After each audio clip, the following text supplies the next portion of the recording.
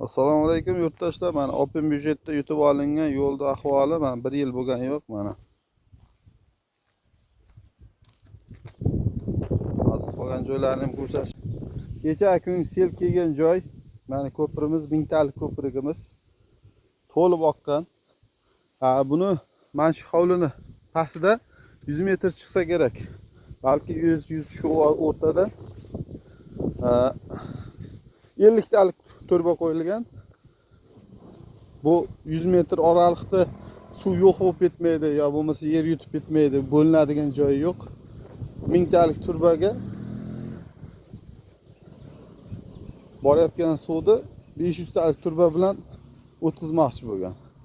O'tmadi, ko'rgan bo'lsangizlar, o'sha sel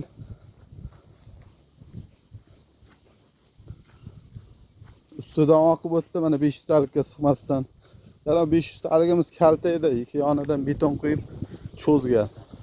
1000 talik turba qo'yiladi, juda ko'p ta'kidladik, harakat qildik. Bu bo'lmadi. Mana shunaqa ahvolga tushgan, hozir qo'parib yonlarini nimadir tashladi o'sha.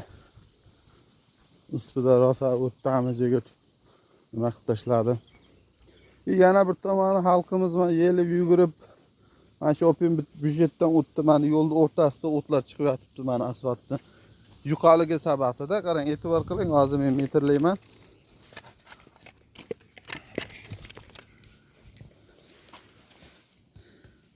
Mana metrlayman hozir.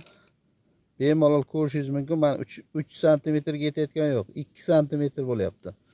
Mana bu yoqni ham ko'rishimiz mumkin. O'sha gap mana 2 sm. Mana ko'rinyaptimi? Mana bu yoqda ham o'sha gap. Bu даже 1 sm mana. O'shanaqa gaplar mana.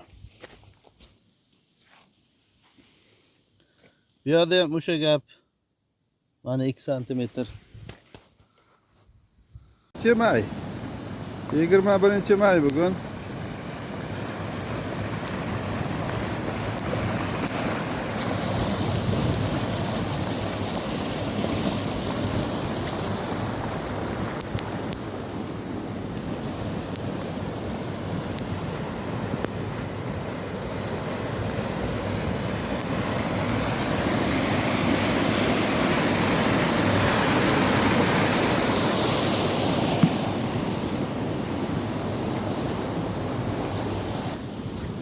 Yo'lning nimasi to'g'ri olinmaganda suv ham netib o'tadi. Asfalt ustidan buzib o'tadi. Mana o'tgan yili Open byudjetda 1 yil bo'lgan yo'q qilingan joyi ko'piri.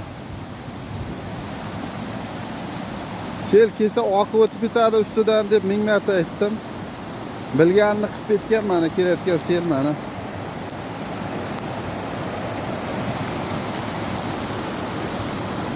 O'sha yo'lni qo'paryapti o'sha. 1 yil bo'lgan yo'q, asfaltni o'sha qo'parib boshladi. Ustiga chiqib ketgan o'sha.